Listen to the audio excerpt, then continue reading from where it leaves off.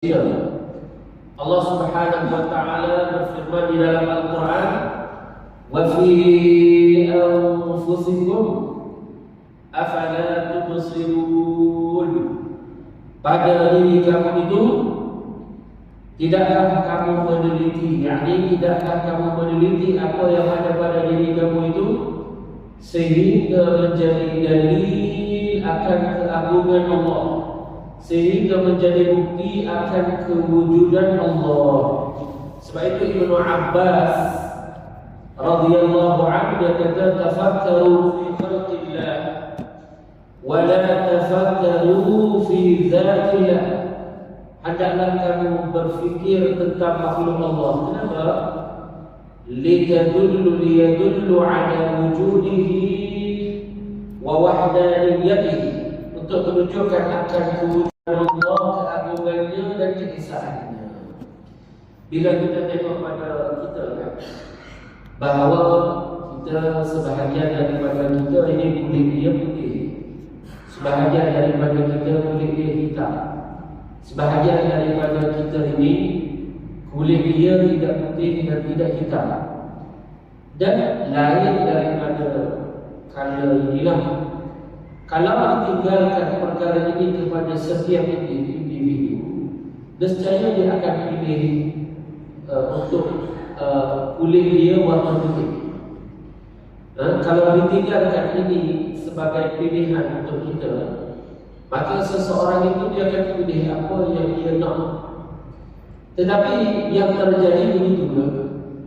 Yang terjadi tidak macam itu. Faham ini dalil kata ulama bahawa kita bukan menciptakan diri kita sendiri, bahawa Allah Tabaraka wa Ta'ala dengan kehendaknya dia mengkhususkan kita dengan warna ini bukan dengan warna yang lain.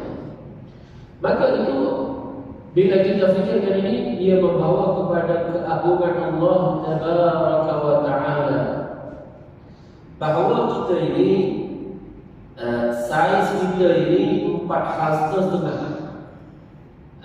Kalau kita tengok Nabi Adam alaihi salatu wassalam, Nabi Adam 60 hasta dari sudut gigi dan 7 hasta dari sudut lebar. Nabi Adam alaihi salatu wassalam sifatnya itu Allah khususkan dia dengannya. Allah khususkan dia dengan sifat ini. Ada bertiga, Allah khususkan kita dengan 4 hasta setengah.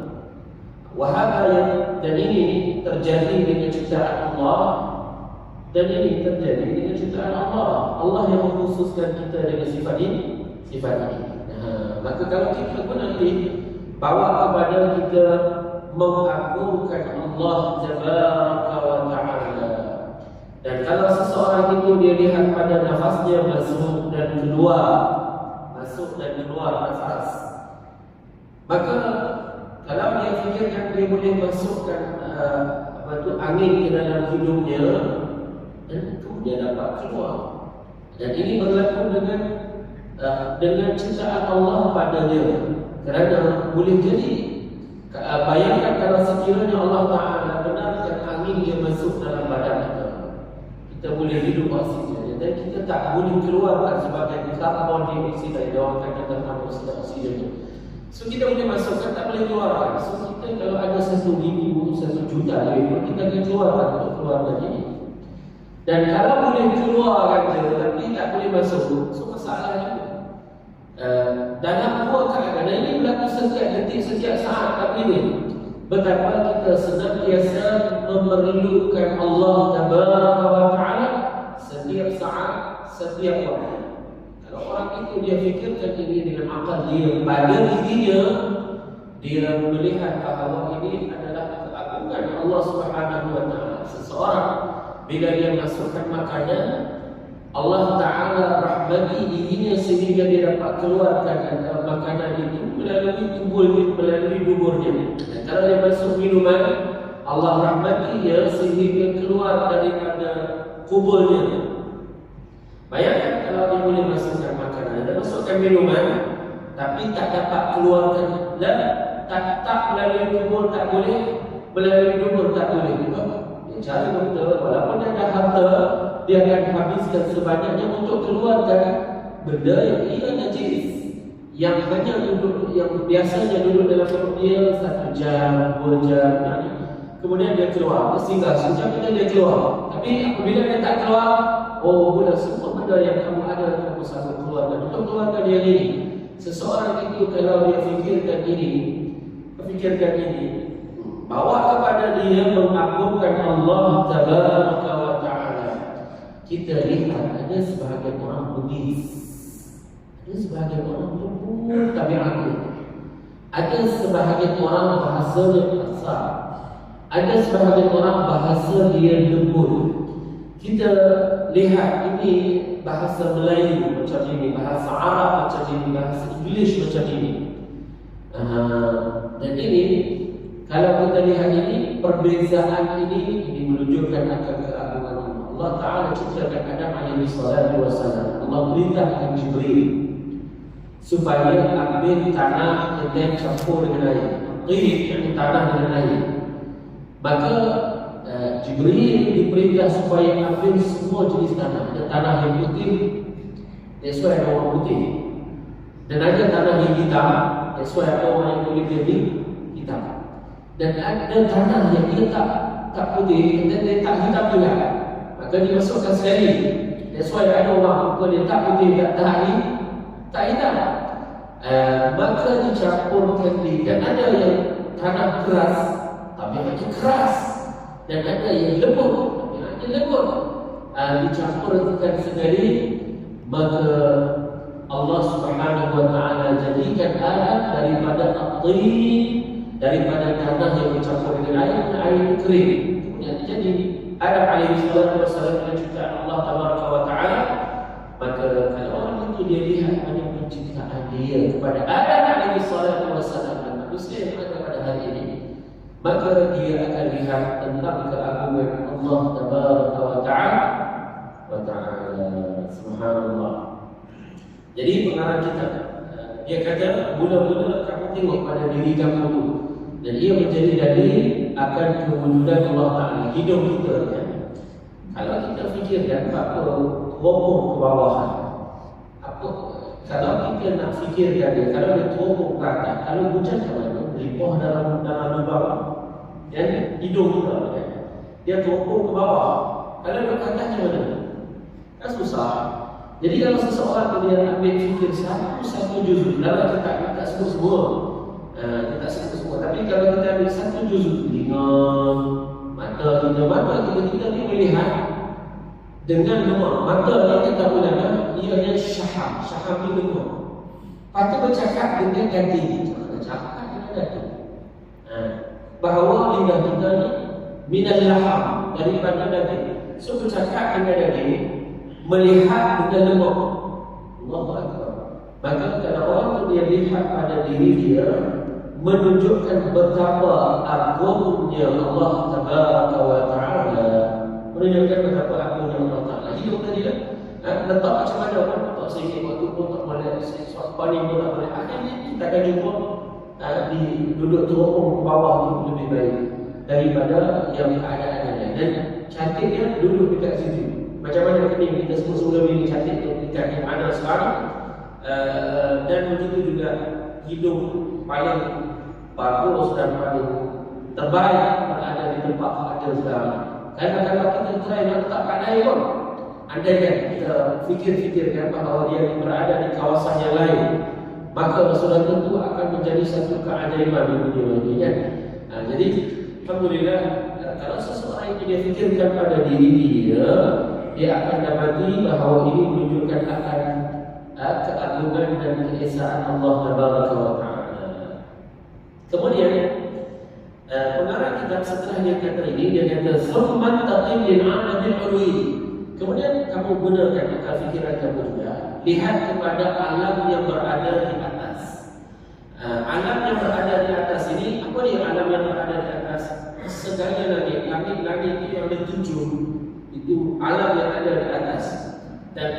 Dan langit dia mengandung di dalamnya malaikat. Malaikat, seluruh malaikat tempat tinggal mereka itu di Di langit pertama, langit kedua, langit ketiga, langit keempat, langit kelima, langit keenam, langit ketujuh. Seluruh ruang yang ada di dalam langit, dan besar langit kerana langit ni, kalau kita lihat disebut di dalam hadis Rasulullah, daripada permukaan ini untuk sampai ke langit pertama disebut di dalam hadis. Ukuran dari sudut kilometer saya tak tahu lah, tapi disebut dalam hadis Rasulullah 500 tahun perjalanan. Kalau dibuat perjalanan 500 tahun perjalanan itu jarak sini sampai ke langit pertama. Dan tebal langit pertama itu 500 tahun perjalanan. Tebal dia 500 tahun perjalanan. Dan dia ada ruang kosong untuk sampai ke langit yang kedua. Ruang kosong ini dipenuhi oleh seluruh malaikat. Dan ruang kosong di antara langit pertama untuk langit kedua ini 500 tahun perjalanan juga. Dan langit yang kedua itu tebal dia 500 tahun perjalanan juga. Dan ada ruang kosong. Dan ruang kosong itu 500 tahun perjalanan juga. Wa hakadha ila sama'is sama'. Sampailah ke langit yang ketujuh. So dia bukan macam lapis. Sebab kadang-kadang kalau kita sebut 7 lapisan, kok kita faham dia berlapis-lapis. Dia bukan berlapis-lapis yang macam lapis. Sebab dia ada ruang kosong yang jauh memisahkan langit pertama dengan langit yang kedua, langit kedua dengan langit yang ketiga. Sebab itulah dia tak sebut as-samawati, tabaqat as-samawati. Kita kata 7 lapisan langit, 7 berkala langit. Yang betul itu 7 berkala langit, yang 7 lah langit yang atasnya, sehingga langit itu yang ketujuh. Dia bukan macam lapis yang dia bertimpilan di antara langit dengan yang langit kedua bertimpilan tanpa ruang kosong. Itu tak betul. Bahkan ada ruang kosong yang jauh di antara langit pertama untuk langit yang kedua. Dan langit ini itu bukti akan kewujudan Allah Taala. Dan ada di atas langit itu al-jannah, syurga. Allah ada syurga sekarang ini di atas langit. Dan di atas langit itu ada makhluk yang namanya kursi.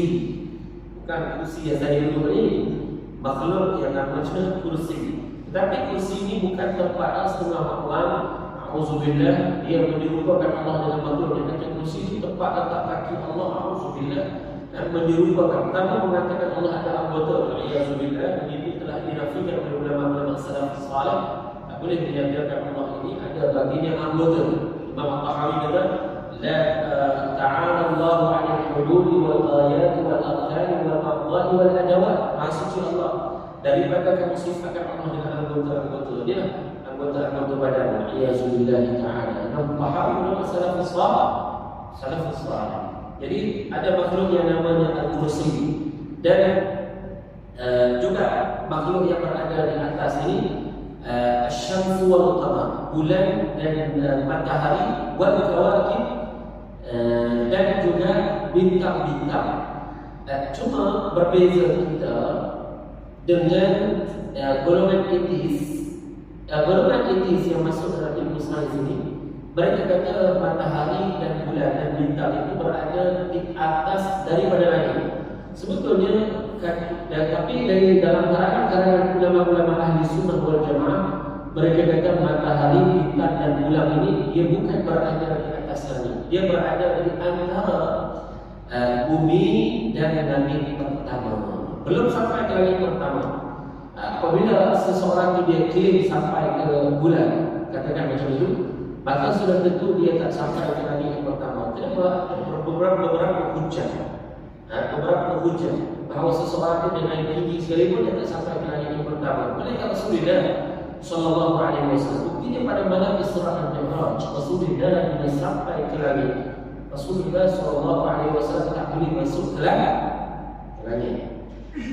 Kalaulah langit itu semudah itu dengan kapal angkasa untuk kamu masuk, sudah tentu dah dimasuki oleh baginda Rasulullah sallallahu alaihi wasallam. Tapi pada malam Isra Nabi tak boleh masuk sini, dia kan Jibril minta izin untuk masuk. Kerana Nabi ini dalam surah An-Naba sebut abwaba, Allah ciptakan baginya ada pintu dan setiap pintu itu dijaga oleh malaikat. Dan bila mana Jibril minta izin untuk masuk, malaikat yang jaga pintu Nabi. Kerana penduduk malaikat malaikat penduduk mereka ini berada di langit. Maka ada pintu-pintu yang dijaga oleh mereka. Dan bila mana dibuka, bila mana malaikat itu tanya siapa, maka Jibril kata saya, Jibril. Siapa yang dengan kamu? Dia kata Muhammad. Adakah malam ini dia telah sampai untuk naik ke Mi'raj? Dan sampai ke waktu yang sebelum ini dijanjikan dia naik ke Mi'raj? Kata Jibril, iya. Maka dibuka itu langit. Yang pertama hingga Nabi datang, ini Nabi masuk ke dalam langit yang pertama. Maka ulama kata langit ini sulb, salib, keras. Bagaimana keras di bumi? So, kapal angkasa yang boleh terjah ke dalam bumi tebal, langit itu 500 tahun perjalanan. So ini membuatkan kita makin menolak apa yang disebut oleh sebahagian orang yang berkecimpung dalam masalah ini. Maka yang boleh sampai lebih hebat daripada al-asawad adalah Rasulullah sallallahu alaihi wasallam yang telah masuk ke dalam langit pertama, kedua, ketiga, keempat, kelima, keenam, ketujuh. Walaupun tidak dinamakan namanya oleh golongan-golongan tersebut, tapi Rasulullah sallallahu alaihi wasallam tetap dalam hati kita lebih daripada apa yang berlaku pada aku lain daripada itu. Ya. Jadi tuan-tuan yang dirahmati Allah, di sisi ahli sunnah, matahari, bulan dan bintang di antara langit itu. Ini disebut oleh dalam kitab Al-Aqidah, Al-Aqidatul Mursyidah, dan juga dalam kitab-kitab yang lain dia kata wa ma baina as-samawati wal ardh. Langit atau matahari, bintang dan bulan ini berada di antara langit, di antara langit dan bumi. That's why seseorang itu ada kemungkinan besar sampai kepada bulan. Kalau tak, macam mana boleh sampai kepada bulan? Kerana nak sampai ke bulan, kalau katakan dia berada setelah langit, so dia tak boleh melangkaui langit ini. So kalau macam itu, macam mana dia boleh kira dia sampai ke bulan? Kalau lagi betul, kan? Maka sudah tentu lah bulan itu berada sebelum langit. Ini pembahasan yang dibahaskan oleh para ulama kita. Jadi kalau kita lihat ini, maka kita akan menjadikan ini dari, kalau kita tengok objek-objek yang berada di alam atas sana, terutama bagi mereka yang suka menggunakan teleskop di zaman sekarang ini, suka tengok objek-objek yang ada di kanan ini. Di sini, apa yang kamu dapat lihat di langit ini, maka itu akan bawa kepada kamu mentauhidkan Allah Subhanahu wa taala. Seseorang itu dia jadikan itu sebagai dalil kewujudan Allah Subhanahu wa taala. Dan dengan kamu memikirkan tentang adanya bulan dan bintang dan matahari, itu juga bawa kepada kamu mentauhidkan dan mengagungkan Allah Taala bahawa dengan ada matahari dan bulan, adanya malam dan siang yang terjadi di bumi ini. Bumi kita ini tak sunyi dalam satu hari, daripada ada waktu siang dan ada waktu malam. Kalau tanpa ada matahari dan bulan, akan ada tak malam dan siang? Ada tak? Sebab orang dulu kata dia keluar apa pagi-pagi ini, kamu ni selalu keluar dengan matahari, balik dengan bulan. Apa maknanya? Maknanya keluar di awal siang hari, balik di larut malam. Kamu ni keluar rumah dengan matahari, balik dengan bulan. Maknanya keluar di siang hari, balik di waktu malam. Jadi Allah Taala jadikan malam dan siang jisim, tuan-tuan, dia jisim. Dan jisim yang latifah, kata ulama, dia jisim yang ada ukuran, ada lebar, ada ketebalan, ada panjang bagi dia.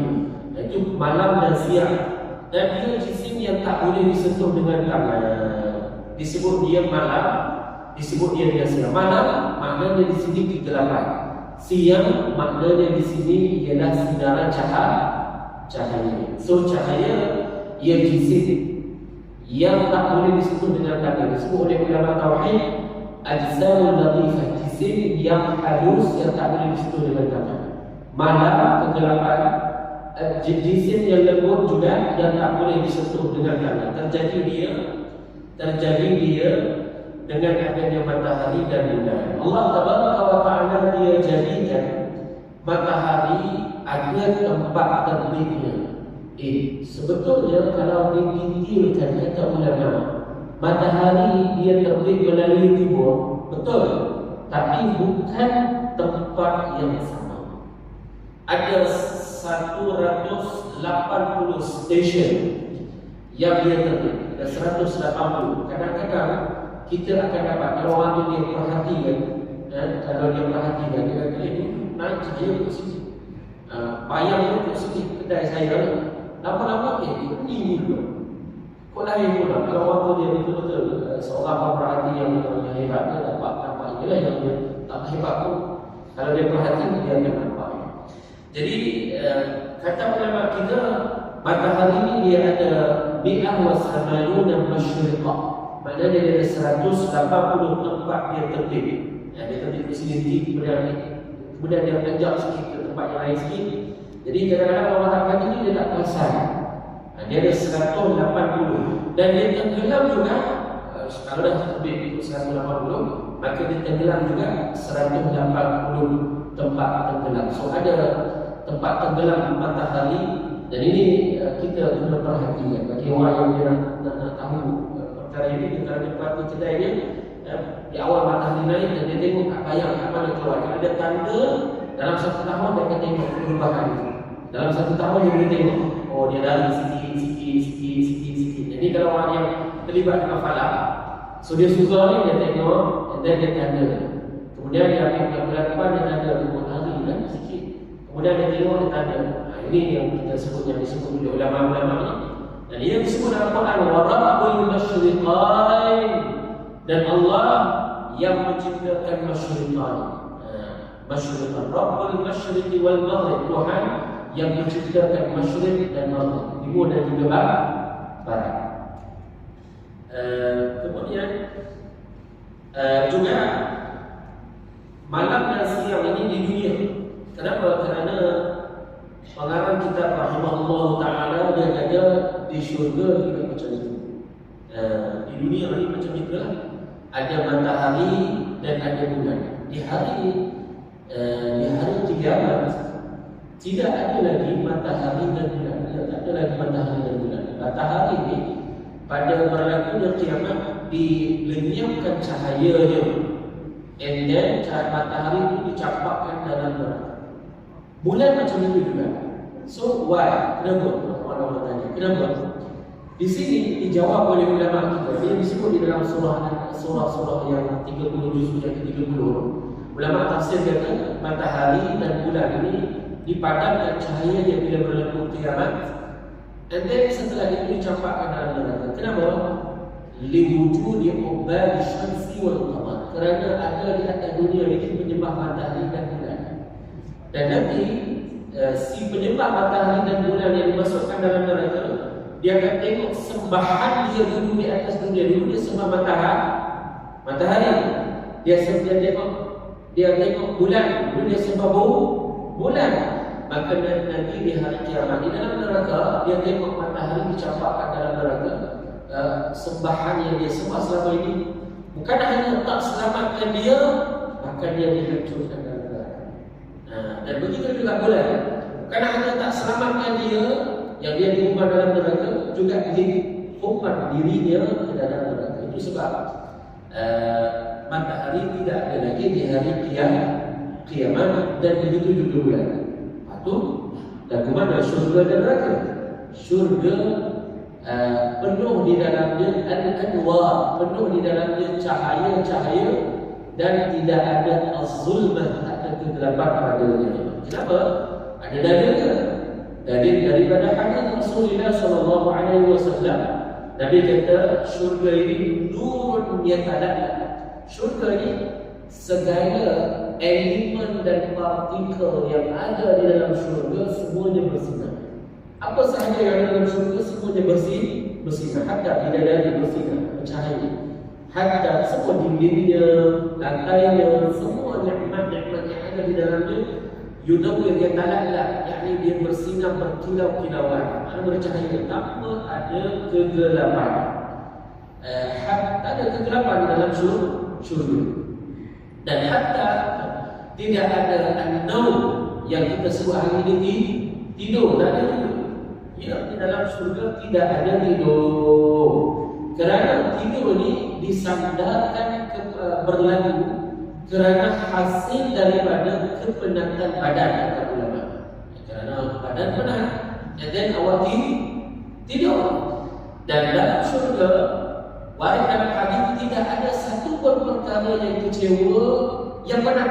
Dalam syurga tidak ada satu perkara yang penat. Semua penat kerana dia tidur. Maka tidak ada tidur di dalam syurga. Maknanya hidup di dalam kenikmatan setiap detik tanpa dia berhajat kepada tidur. Ya, kerana tidur itu sendiri ia hasil daripada kepenatan badan. Badan tidak pernah satu detik baru penat. Dan seseorang itu dia tanpa tidur selama-lama, tanpa ada kepenatan sedikit pun pada jasad. Ini di dalam syurga. Subhanallah. Dan kata ulama, kalau tak ada malam dan siang, yang artikan matahari dan bulan tak ada di dalam syurga, maksudnya, so macam mana seseorang itu dia nak tahu sekarang ini siang, sekarang ini malam, ini awal siang hari dan ini akhir siang hari? Macam mana nak tahu? Dan ini ada ke tak dalam syurga? Jawabnya ulama kata ada siang hari dan ada di waktu malam, tapi kita tahu itu dengan tanda. Tapi dengan arti ada matahari tu, dengan arti adanya bulan, tak ada yang ini. Cuma awal siang hari itu diketahui dengan ada tanda, dan akhir siang hari itu diketahui dengan adanya tanda. Alamat allati tadullu alaiha. Ada satu tanda yang menunjukkan awal siang hari dan tanda yang menunjukkan malam hari. Subhanallah. Ini menunjukkan tentang keagungan Allah Subhanahu wa taala. Kemudian ulama bila dia syarahkan ini, dia kata bahawa bila kita lihat terbitnya matahari dan tenggelamnya matahari, begitu juga bulan, bila dia ada di waktu malam, dia tak kelihatan pada mata kasar kita di waktu siang. Pergerakan ini yang ada pada bintang-bintang juga, maka ini menunjukkan kepada keagungan Allah Ta'ala. Allah Ta'ala menjadikan alam ini ada tiga bahagian dari sudut bergerak dan diam. Ada sebahagian perkara ia senantiasa bergerak. Ada sebahagian perkara ia senantiasa diam, tak bergerak selama-lama. Dan ada sebahagian perkara ia bergerak dalam keadaan tertentu dan ia diam dalam keadaan tertentu. Yang terakhir, yang ia bergerak dalam satu keadaan, kemudian dia diam dalam keadaan yang lain, itu manusia, jin dan malaikat.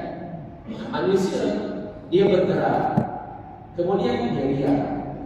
Dua-dua ini berlaku pada jasad kita, sifat diam dan bergerak. Dua-dua ini berlaku bersilih ganti. Dia tak berlaku sekali. Mana mungkin dua benda ini berlaku dalam satu jasad, dalam satu masa. Mana ada orang bergerak dan diam dalam satu masa. So kalau dia bergerak, tak diam. Kalau sekiranya dia diam, maka tak bergerak. So dia berlaku salah satu pada jasad kita. Bila datangnya gerak, hilang dia diam. Bila datangnya diam, hilang dia gerak. So ini berlaku secara bersilih ganti. Dan itu menunjukkan keagungan Allah Tabaraka wa Ta'ala.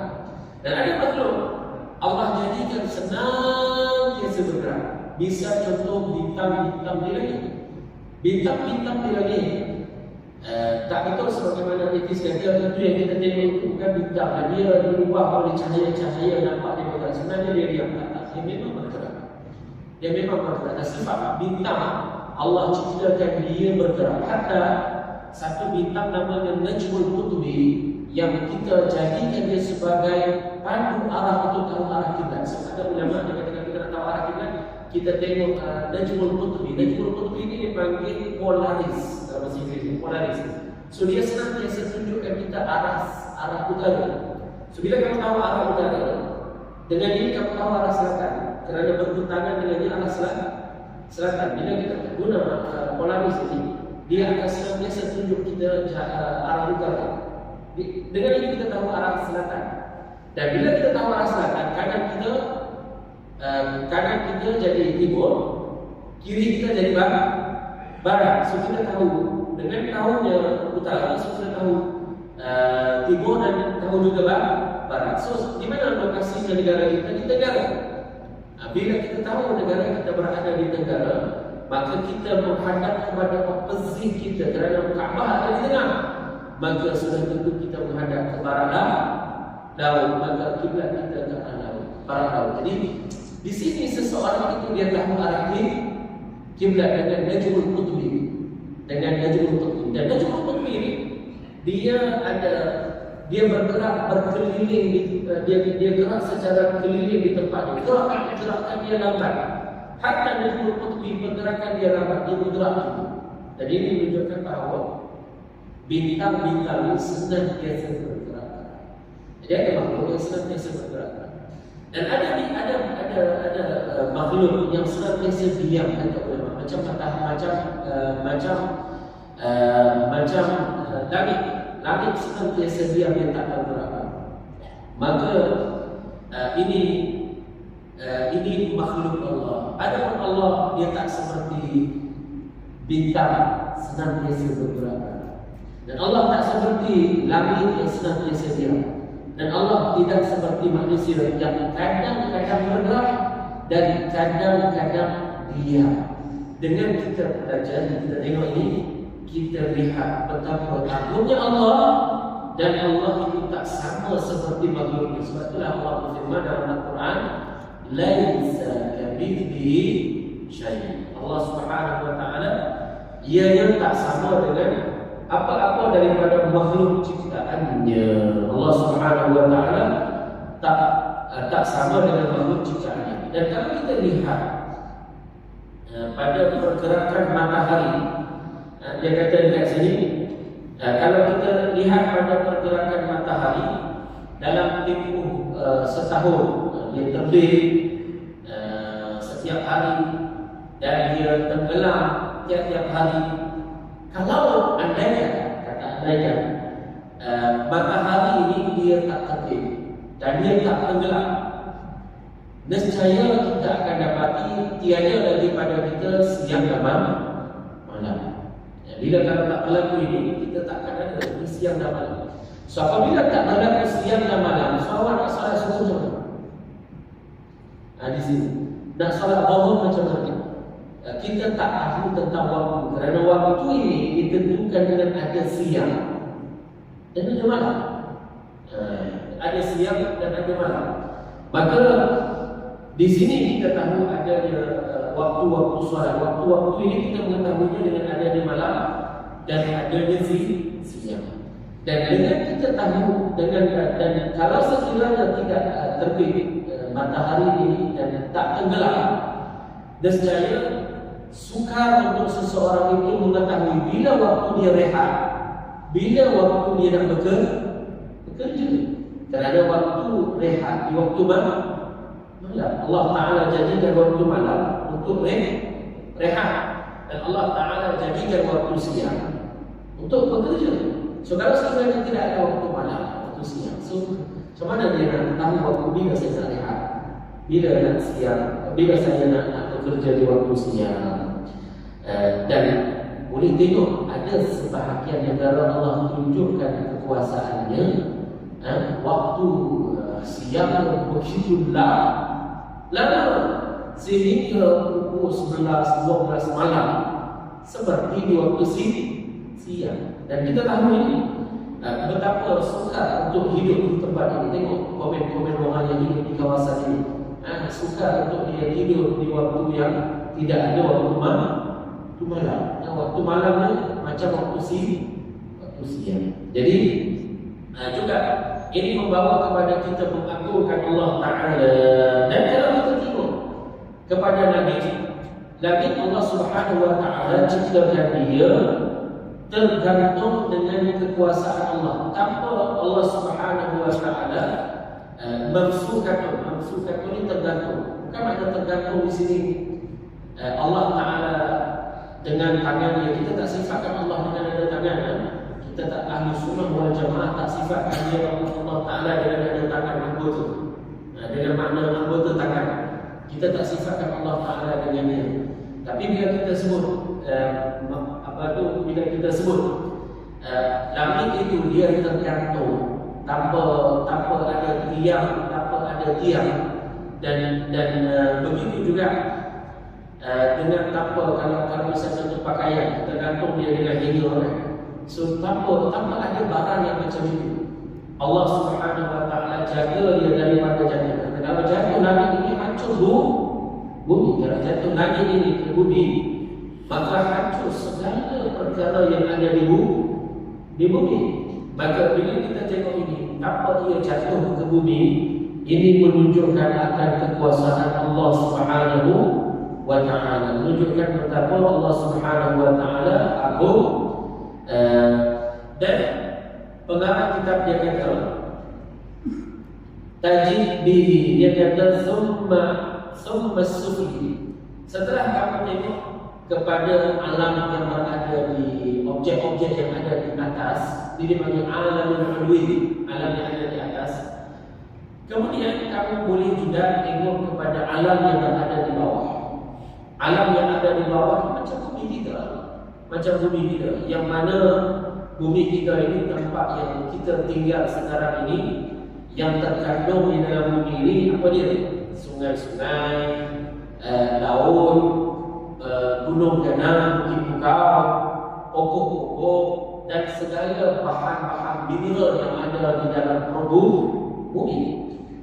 Sehingga hari ini bumi kita ini, walaupun kita sudah berpengalaman hidup di sini 60 tahun, 70 tahun, dan banyak manusia sudah hidup di permukaan bumi ini, masih lagi ada tempat-tempat yang ada di dunia ini belum diterokai oleh manusia.